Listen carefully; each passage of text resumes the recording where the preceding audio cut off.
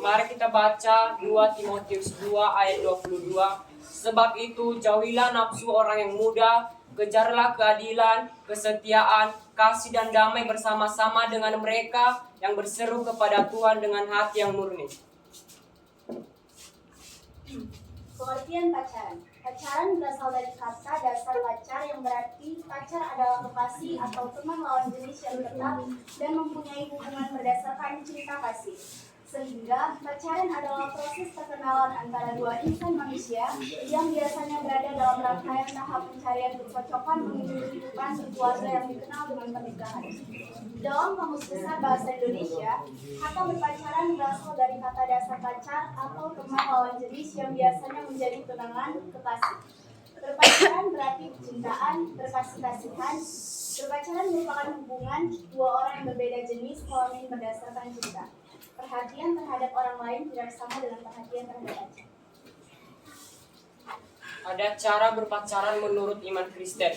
Pacaran itu harus didasari kasih Allah. Apa tujuan kita pacaran? Apakah hanya mengisi kekosongan dalam hidup kita, keinginan dalam hidup kita, keinginan mata, atau hal-hal yang menyangkut kepada kepuasan diri sendiri, di mana yang menjadi pusat perhatian hanya pada diri sendiri? Sehingga pada masa pacaran timbullah istilah bahwa dunia ini hanya milik mereka berdua. Tahapan pacaran orang Kristen. Yang pertama ada tahap perkenalan. Tahap perkenalan adalah suatu tahapan di mana dua pribadi berusaha untuk saling mengenal satu sama lain. Bagi pria dan wanita yang sudah saling kenal sebelumnya, proses saling mengenal itu lebih cepat. Yang kedua ada tahap penjajakan. Tahap penjajakan adalah pria dan wanita saling berusaha untuk mengenali kebiasaan dan sifat-sifat. Dari situ mereka dapat saling mengetahui apa mereka berdua saling tertarik dan mau saling berhubungan dengan dekat. Yang ketiga ada tahap pendekatan. Kedua individu berusaha untuk saling menerima satu sama lain, yang akhirnya menampakkan ada rasa ingin bercinta lagi. Dan yang terakhir ada tahap kesepakatan. Hubungan kedua individu yang berlainan disebut bukan lagi sekedar kenal, bukan lagi sekedar sahabat, melainkan melangkah dalam kesepakatan untuk menikah. Lalu ada sikap yang dibutuhkan dalam pacaran. Jadi pacaran yang sehat sesuai firman Tuhan itu seperti apa? Menghargai seks sebagai suatu anugerah yang harusnya dilakukan oleh pasangan yang sudah menikah. Menjadikan pasangan sebagai sahabat baik yang saling mendukung satu sama lain. Mencintai kepribadiannya dan bukan fisik ataupun materi yang dimiliki. Beberapa syarat yang harus dimiliki baik pria ataupun wanita seperti Adam dan Hawa. Atau Kejadian 2, 23-25. Kasih atau cinta digambarkan sebagai berikut. Yang pertama lemah lembut, yang kedua murah hati, yang ketiga panjang sabar, yang keempat memaafkan, yang kelima jujur, yang keenam suci, dan yang ketujuh tidak sombong atau memegahkan diri.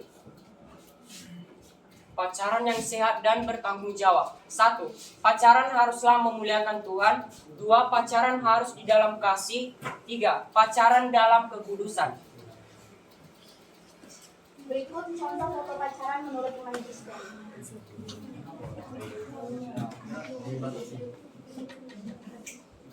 Jadi rangkuman dari semua yang kami jelaskan tadi, pacaran tentu identik dengan jalan bersama, pegangan tangan, pelukan, bahkan ciuman. Tetapi sebagai orang Kristen, apakah itu boleh?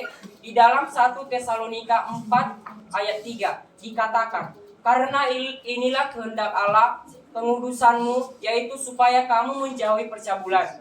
Jadi Alkitab mewajibkan kita untuk hidup kudus dengan cara menjauhi percabulan. Atau Roma 12 ayat 1. Lalu apakah pelukan, ciuman, pegangan tangan, jalan bersama adalah cabul? Matius 5 ayat 27-28 mengatakan, kamu telah mendengar firman, janganlah berzina, tetapi aku berkata kepadamu, setiap orang yang memandang perempuan serta menginginkannya sudah berzina dengan dia di dalam hatinya. Standar kekudusan Allah itu sangat tinggi. Maka pacaran semasa SMA itu bukan perihal boleh atau tidak bolehnya, melainkan apakah kita mampu menahan hawa nafsu dan menjalani hubungan menurut kriteria Kristen.